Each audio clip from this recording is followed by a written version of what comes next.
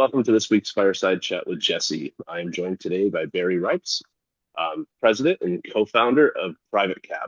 Thanks for joining me, Barry. Thanks for having me, Jesse. I appreciate it. It's great to have you on this program, sir. It's been a long time coming, and really appreciate your time today. It's always a pleasure seeing you at industry conferences and excited to hear a little bit more about your career. Sure. So, Okay. Barry, for those people who haven't met you yet, do you mind just kind of introducing yourself and your career in equipment finance? Yeah, sure. Thanks, Jesse. Once again, I appreciate you inviting me and having me. I think as we talked about a couple times in our correspondence, I said, well, I wasn't sure if I was the right person to do Of this, course you but are. Of course you are. I hope that I can add some insights and maybe some knowledge that can help or guide others, in the industry and in the business in general. So I've been in the industry now for 20 years, since 2006. So yeah, over 20 years now. Obviously I started out at a company called PayNet, which I know that many in the industry are familiar. I was in a different business, and my experience was a little different, but I saw that there was a business model here. I went on their website and things like that, and I wasn't the person that was looking for a $200,000 salary. I got a couple of runs left in me. Where are they going to be? And when you go from one thing to another, I had started another company. I was president of that for a long time. And, when just because you're president of one thing doesn't mean you know blank about anything else. So you have to kind of eat your ego and say, okay, start at the bottom, which is what I did. Um, you know, and that's kind of how I got introduced to PayNet. Really, it was a very interesting company. We somewhat in the mind-changing business there, revolutionizing what was going on with the data and analytics, and especially in equipment finance. We started the business, or at least when Bill did, and then I came on and we started the business in equipment finance, mostly because the lenders and originators in equipment finance were the most willing to give data. That was our give to get was the model there, right? We got to give data to get the data back, and they were the most willing, especially in equipment finance, to give data. Later on we got into banks and then into fintechs when that was rising, right? But by then, and now it's pretty much a standard that lenders will give. Got together where we actively kind of said, hey, it's time to kind of decide what it was going to be, and prepared that we would maybe sell the company or whatever. And eventually it started out as a partnership with Equifax. They came in. I think ended up buying us at PayNet, and it was very Mark Beagle, who's the CEO of Equifax, kind of called it, and Bill will tell you this, a reverse merger, that they rolled their business into ours and asked our management team to stay and lead the buying business. And we had a great experience there at Equifax. They did what they said they were going to do, and we did. We were able to really grow the business for them, which was great. I had, Awesome. for me, it was personally a really good learning experience, as far as I had not been in a public company before, in a company that large, right? I had been mostly in startups, my own, and then PayNet. And then, but it had met, great, had a great team, and I had a real combined team there. I led the financial services business on the commercial side at Equifax. And, I met a lot of really great relationships and colleagues there. And we just had a tremendous experience, and I learned a great deal. Sure. And as you said, PayNet's the standard, right? I mean, it's when you guys were getting into it, what was there like Fair Isaac Liquid Credit was one of the scoring models. That was certainly Um, one, yeah, and mostly Dun and Bradstreet and Experian, that were kind of the main competition, a little, with the main guys, especially in equipment finance, which we were yeah, competing against. yeah. And now you don't really even see them pop up. I mean, yeah, they're still there, but more just from a data perspective, not a as in-depth of a scoring model, Yeah, in my opinion. well, yeah, I mean, we worked hard to create really good relationships with PayNet, and, to build the business the right way over the long time, over a long term. And, it was not easy, but it was a step by step. And it was, as like anything, when you're growing businesses, the interesting, or I like to call the fun part, is figuring it out. There's always challenges, things like that, and you go from there. Sure. No, absolutely. So, do you mind just kind of introducing PrivateCap? Sure. So just kind of the progression from there was, as we had a great experience, as I said earlier, at Equifax. And then as we saw interest rates rising, like I said, I led the financial services business in the commercial side. We saw that a lot of the banks were pulling out of funding the originators, right? It was a little harder to get capital. And we felt that that maybe opened up, especially for smaller bank owned and independents, medium-sized independents were having a little bit of trouble. So looked at that as that was an opportunity for us to kind of bring in private credit, PrivateCap, which is, I know that's a buzzword right now. You hear, it's all you hear, but maybe there was an opportunity to bring in as a new funding source and that we could go to. So we went around to different private credit firms and we're able to get a partner. We have a partner so we were buying portfolios. The deal was that we would buy portfolios. We're not originating and put them into funds for investors. And that's what we're doing. We have a credit parameters that we're looking at. So we're trying to buy assets and as many we can in business essential equipment and what we would call small ticket. Everybody has a different definition of what small ticket is, right?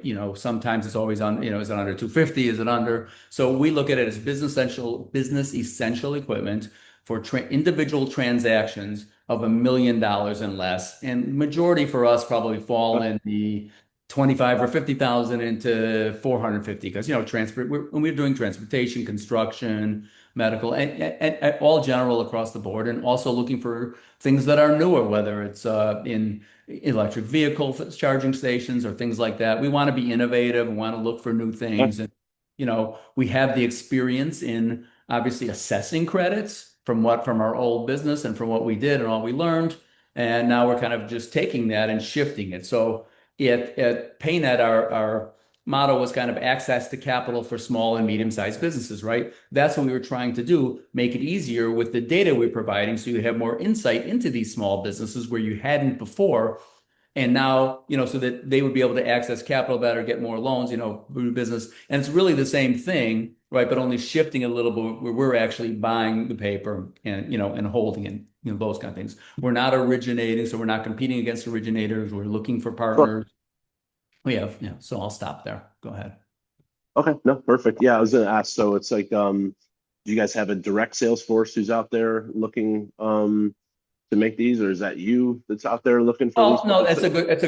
it's a good question. So let me go with where we are still small. We've spent the last year, let's call this building up a lot of our infrastructure, right? From Uh, our own credit models to our cash flow models, all of that, getting our processes in place. We've hired a chief risk officer, hired marketing, we hired our CFO. We are in the process of hiring more analysts. I think I just talked to you about somebody as we're hiring for help with syndication. So initially it was certainly myself and Bill, right? uh, Because look, we were lucky enough over the course of our time at PayNet to have long-term relationships with many, many people, right?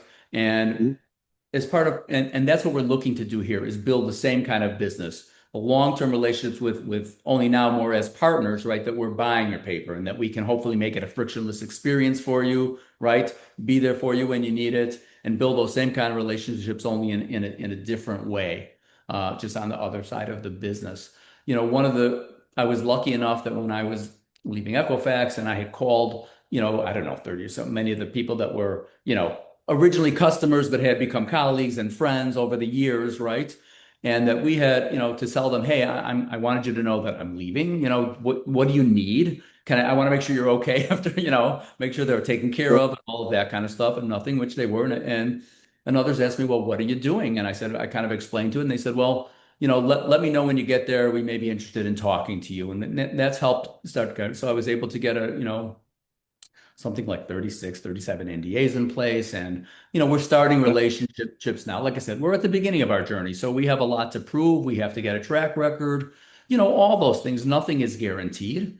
And there's always challenges in any business. You don't start anything without there being challenges. And don't think that, Bill and I haven't said to ourselves, oh, why did we decide to put ourselves through this at this point in our lives? Well, it's, we felt like there was more runs to do. We wanted to do some other things. Everything is about here. The interesting part is learning and challenging and Sure. moving, right? That's what keeps you. And it's good. I've had, I've been jokingly said, well, I've had quite an education over the last year because I've had to deal with some different things and learn things and dealing with private credit firms and all that. Nothing in a bad way, all good. But that's what keeps you kind of going, and you figure that out, and that's the interesting part. And now we're really getting to the part where, okay, now we're actually doing what we need to do, which is actively pursuing and buying and partnerships and putting in relationships where we can buy portfolios or pools, all of those kind of things, and put them into funds, right? Yeah. That takes a while to get to that point. You don't just, we wanted to do this the right way, not just jump in and start buying it, but get our infrastructure set up, all of those kind of things so that we can have sustained growth going forward. Of course, there'll be challenges and won't be perfect, but that's where we're at in this stage of the business, if that makes sense. No, absolutely. So you just answered one of the questions I had. So we do one-off transactions, or do you want more bulk? Yeah, Um, we're trying to buy pools, portfolios, tranches, that kind of stuff. uh, Especially initially, we're not like where brokers come to us and buy one-off deals and do that kind of a thing. That's not what we're okay. doing. We're trying Okay. to create relationships where we can buy, and we have some like with discounters and stuff where we can maybe help them set up a small line, whatever, where maybe they would coalesce and we could buy on a tranche every month or every quarter, depending on what that is. Yeah, I wouldn't, once we have established relationships with some of these guys, if they came along and said, "Hey, there's this deal, could you help us?" That could be something we could do, but that's a down Okay. the line. Right Okay. now we're trying to, as you know, when you start a business, you have to be very, very focused on what we sold to our partners, what we said we're going to do, not get distracted with other things. Be very, very, you know what I mean?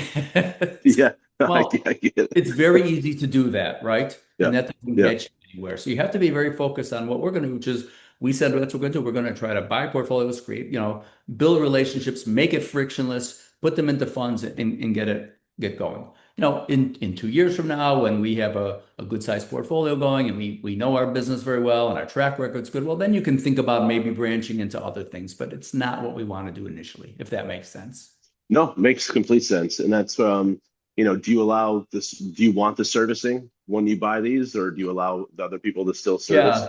Yeah. No, that's a good Sorry for question. all, just sorry for all these questions. Just more of a No, curiosity that's kind of great. thing. Good question. No, that certainly is a good question. No, we prefer, and most of our partners prefer that they continue to service the portfolio. They want to retain the customer to do more business with them. That's what we want.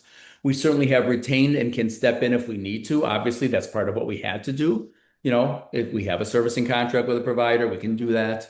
But that's Sure. not what we're trying to do or what our main business is. I don't blame you. I mean, if the one less thing you have to worry about Right. as well. Right. And our partners want to retain it. We're there. What we're hoping to do is that our deal is that we can hopefully be, a funder for you, that we're opening up more work that you can grow, that our partners can grow their business. Because let's say if they have a line of hypothetically 200 million and they're bumping up against it and they need to sell assets, whether it's just part of their business that they do that, or whether it's for concentration issues or because for term limits of their line, that we can be there for them, and that's providing more capital to help them grow. That's what we want to do, and that's what we think that's the value that we think that we're providing. Great. Thank you for the explanation. So going from service provider to funding source, Yes, it's different. Yeah. let's talk about that Sure. transition if you don't mind, because I think No, you and I no. have been in the industry pretty much the same. I got in late 2005, so just over 20 years, and I've only been on the service provider side. I do help some companies with capital markets, so I'm kind of learning that on the fly as I go. But like, so what's that like when you're a service provider managing a bunch of clients to now you're the client that service providers are coming to? Yeah, I mean it's a little different. I would say this as a service. You know, I always myself and Bill Phelan, my partner who started, and those of us at PayNet, we always wanted to be part of the industry, right? An asset is part of the industry, not a fly by night, not somebody just came into the industry to sell something or whatever. We wanted to be part of the industry, right? And be able to and help it grow and all of those kind of things. So from that part, it's not any different. I want to be part of the industry, and I know so. But it is different in that we don't have a track record yet. We're just starting to establish our track record on the funding side, right? Why were we able to get this started? Well, because Bill and myself we have a reputation in the industry, right? People can look us up and say, "Oh yeah, okay," and our partners who certainly did due diligence on us, trust me, can say, "Okay, why, well, Sure. that gets us in the door, right? That gets us in the door, it gets things up and running." But we have to, once again, we have to prove ourselves again. So there's a little bit of a difference there. Once again, I find it fascinating. I like being on the other side. It's a different aspect of it, and it's kind of gets you kind of more well-rounded in the industry and every part of the aspect of it. And I think that's always a good thing, right? Sure. Sure. Except for when you have people like me bothering you saying, "Hey, what about this? What about that?" Well, And that's it's like, okay. I like that. I'm glad. And if you have advice after we finish this, podcast or whatever, this cast and use things we were talking about here that you can talk to me on the side, feel free to give me a call. And I'm always open for I sure. want advice, I like feedback. Those are huge things to me. Sure. And before I get off, I want to go back to real quick Equifax. So you got or PayNet. You got there in 2006, right? We Correct. know what happened in 2008, 2009, 2010. Was that Sure. a was that a positive Yeah, it's a good. step? I'll go with yes and no. Okay. So it was yeah, so it was a positive because certainly at the time we figured that our data was valuable whether no matter the economic cycle, right? It's just as valuable when there's a recession going, or in that case, almost the financial crisis is not. Um, what was what happened during that was, and that's kind of where we helped build our reputation because I had to do a lot, especially during the financial crisis. We worked with a lot of our clients who either were not originating or having trouble. And, in our at PayNet, we would have contracts where you had to pull a certain amount or you had a monthly minimums or things like that, so that you could justify the price, right? That's how we priced it, right? So that somebody who was pulling 10 a month didn't get as good a price as somebody who's pulling 1,000 a month, right? But you had to pay a minimum to get that, whatever. And so I worked with a lot of clients during that to modify contracts, because if you're there for them then, right, then you're built up relationships. So I had many that we did with who after that, when and we were a small company at the time. So we still grew a little bit during that time, but not as much as we were, obviously, because we weren't getting as many pulls. There was a different, Sure. the cycle was down. On the other hand, I think it helped accelerate our growth later on because we became a partner to a lot of our clients then, right? And we said, we weren't just here to say, oh, we're going to stick to this contract. We said, let's work with you. Let's see what we can do. We're going to help, you need help right now. Don't worry about it. Let's take these minimums off. You'll do this for this price. And then later on, when things started going well, they became loyal customers. They knew we were there. That helped with relationships going down the line where I could say to customers who I became close with and said, no, you should do this because of this. And they'd say, okay, I understand. You know what I mean? Those kind of things. We always were very honest with things. We wanted to be honest with our clients. And that really helped build relationships. And the same thing happened during the pandemic. I think, and we had sold to Equifax in April of 2019, and less than a year later, we started, the pandemic hit, right? Before we were into Mhm. it. And I had I think I might have had 15 or 20 contracts with people, you know what I mean? Who, you're there for them during the good and the bad times, right? And then that Sure. helps later on to build a trust and build that, which is hopefully the same kind of thing we're translating to the new business, right? We want to act the same way. Sure. And there's so many good words of wisdom in that last 2 minutes of what you just talked about in regards to, when things aren't great, that's when you're truly going to see who your business partners really are. Um, Exactly. and then it's rewarded with loyalty. Um, so yeah, I wasn't sure from the data perspective, the modeling based on how other companies were doing it beforehand compared to then, where it was like the give to get, if that was more beneficial after Yeah, that's a good that or question. I don't not. know if it was more or less. We were still in the mind, in the early days of Okay. PayNet, I would go up to clients and we would try to sell them. They said, yeah, we really like it. We want to use PayNet. And I would say, and Bill got this way before I did, you know what I mean? Even before, because he was there. I didn't come in right at the beginning, Bill Phelan. So he might have different views on some of this, but Uh, I said, we know, we want PayNet. And they say, but we have to give data. And they say, what are you, blanking nuts? I'm not giving you our data because there was this perception that, oh, somebody would steal their deals, even though it was de-identified on our reports and all that. And then by the end, it was like when I would go to clients, new customers or new, and we'd say, this is to give to get. It's a give to get relationship. And then said, oh yeah, we know the deal. Don't worry about it. No, That that's perfect. I think was the it's mindset. yeah, like a problem. I think at that time, I think that's when the trigger lead stuff started coming out, was around Yes. that. And people are like, Yeah. wait a minute, like, you know how it is. You make an inquiry online and all of a sudden your phone just blows up for like, you're just like, what?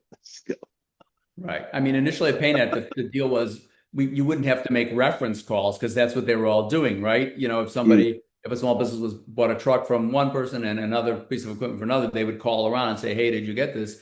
And we usually said, hey, you wouldn't have to make reference calls. And our hope was that we'd be able to get enough data that we could start building models and probably, credit models, probability default models, all those kind of things. And we perfect. have all kinds of experiences. Trust me, these big guys like G Capital, my God, they used to push us around like crazy. I used to manage that account at PayNet, and they would, they loved what we were doing, but they knew that we needed them more than they needed us at the time.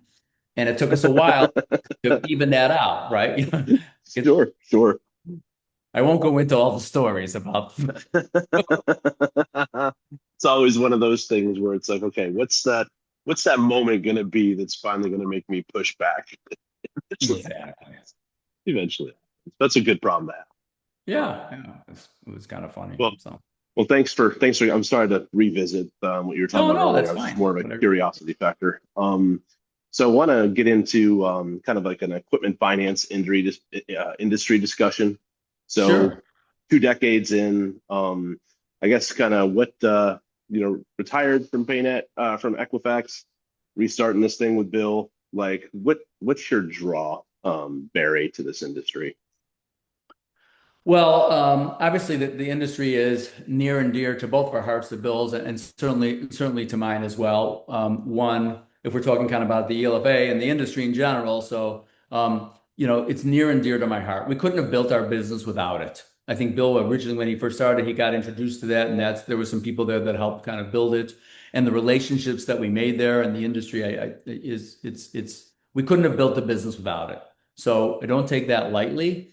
Bill served and I was able to serve. It was an honor for me to serve on the board of directors of the ELFA for 3 years. It was a fantastic experience.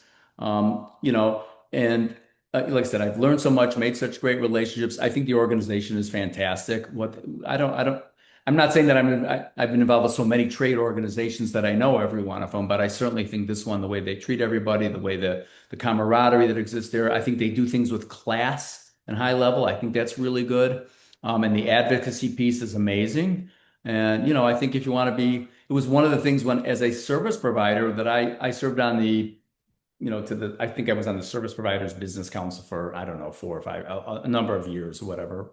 And one of the things when people would come in, they'd come in and they say, oh, we want to go to a show. They go to one show, and if they didn't sell what they thought they were going to sell, they would leave, right? And that was kind of an issue, right?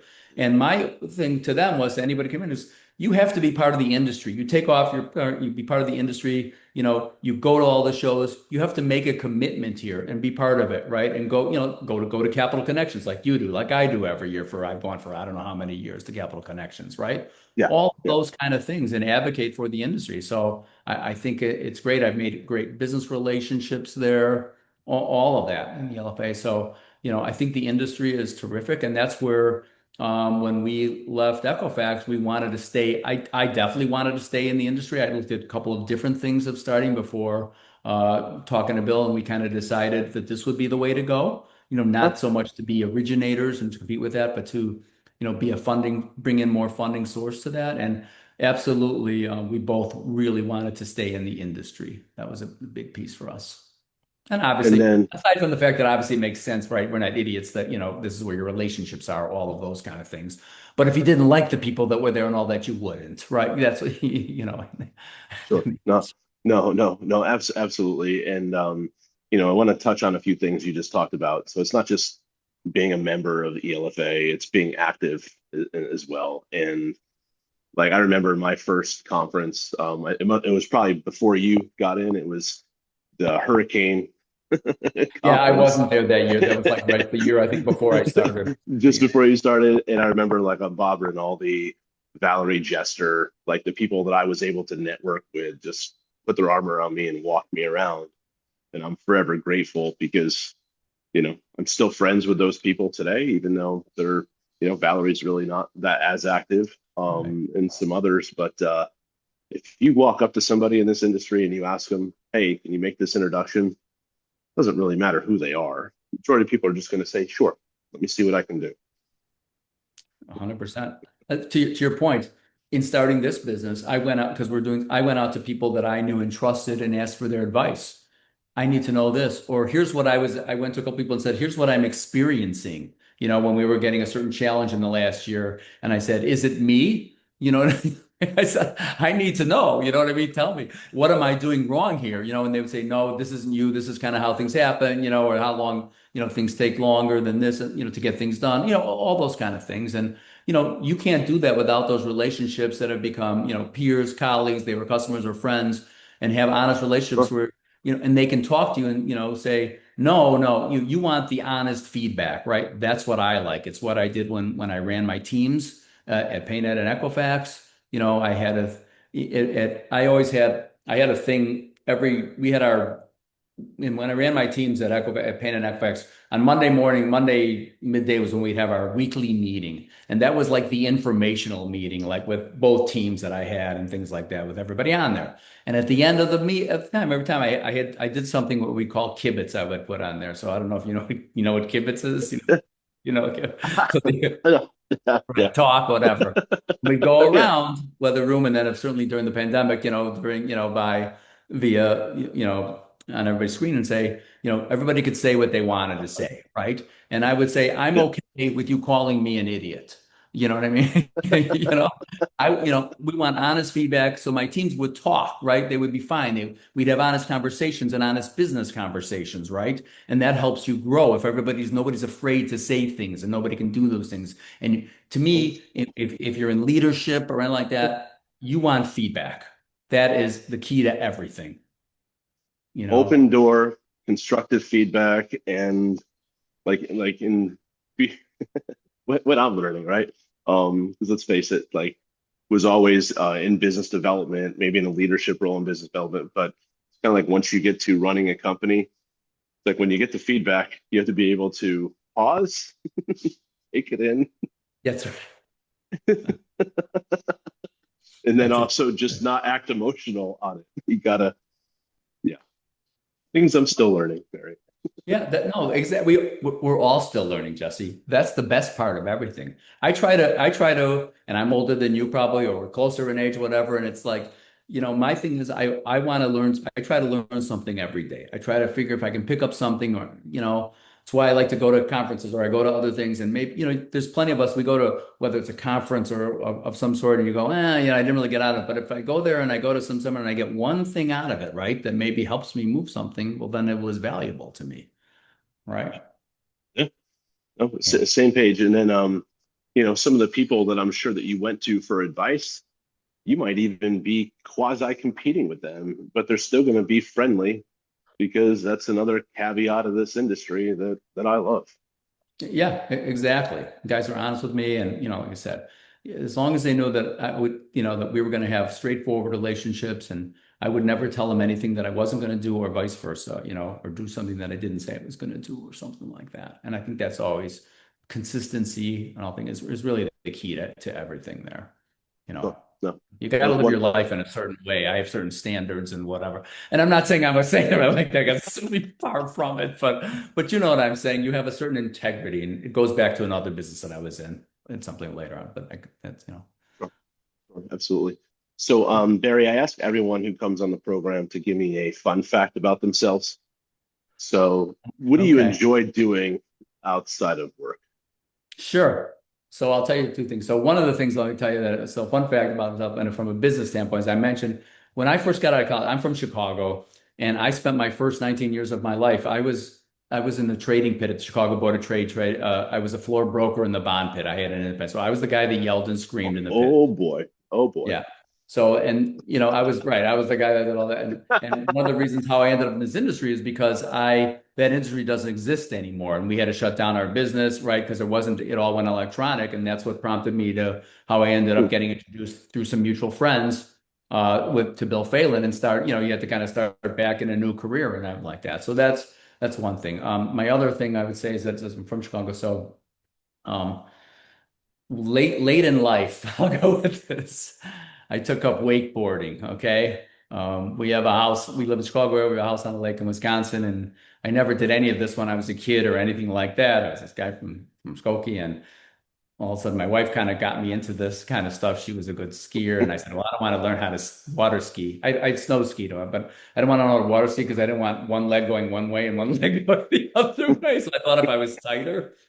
So we kind of got into wakeboarding and I got obsessed with it and the boat and stuff. And not only that, we go with my wife and one of my sons, we go down to wakeboard training. We've gone the last 3 years for a couple of days down in Orlando to learn how to jump better and stuff like that. Okay, So so at least you're doing the training in a warm climate. I'm like, are you on Lake Michigan? Like just no, dying no, of we're in a lake in immigrants? Wisconsin. Well, not in the winter, you're not doing it. No, but I'm saying, so that's kind of one thing is that. And then from being from Chicago, I'm a White Sox fan, not a Cubs fan, which is a minority, which is that kind of fact. So that's the other thing. And obviously, But you'd be rooting for the Bears this weekend, right? my next thing was go Bears. This is a big one for us. We hate the pack. So, So I guess by the time this airs, you could potentially have three playoff games. or at least yeah, we'll see. Yeah. We're ahead of schedule. So we've had a good season already. So, but we certainly want to Great beat the season. pack because we hate the Packers. I Yeah. can only imagine. So I guess that would be my fun fact, I guess, about that. I decided to become a wakeboarder at an advanced age and got obsessed with it. So that's Has fun. it caused it? Has it caused any injuries? No, I've been okay so far. I've certainly had many face plants and all that kind of stuff. It's One time I to thought be I pulled my arm out, but expected. it didn't. That was okay. It's to be expected. To be expected. We Uh, try to, right, so, but it's fun. sure. It's good. We're lucky to be able to do it and, all of those kind of things. So. Perfect. My final question I have for you, Barry, is why should someone want to do business with Barry and PrivateCap? Well, because I appreciate the question. One is because I'll start with one thing. We do things with integrity and honesty and openness. That's number one. We're bringing value to there. We're going to try to do things that are frictionless. We're going to try to build long-term relationships with you and your company, be there for you, good, bad, whatever's happening. And, and we're open to suggestions, feedback. How can we make our processes better? So if we're working with you and you say, hey, you guys need to do something like this, and we can sit down and say, okay, let's figure out how we can do that so it can make it better. Those kind of things. And the number one thing is for us to, you have to build a business, you have to bring some sort of value to it. What's the reason for it? And what we're trying to do is bring value. It's bringing extra funding and hopefully helping, our partners grow, right? Because everything is about growth and growth safely, right? And if we can help them expand their businesses and do this in the right way and be a real reliable partner, then that's a good basis for us to do business. So that's what I would say. Perfect, sir. It's been a pleasure getting to know more about you today, Barry. It's always great seeing you. Thanks, Hopefully Jesse. our I paths appreciate cross it. sometime over Q1. Um, I'll let you know next time I'm in Chicago. We'll grab some coffee. Would But love to do that. Yeah. appreciate your time. Congrats to you and Bill on PrivateCap and your success to date, and excited to kind of see where things go.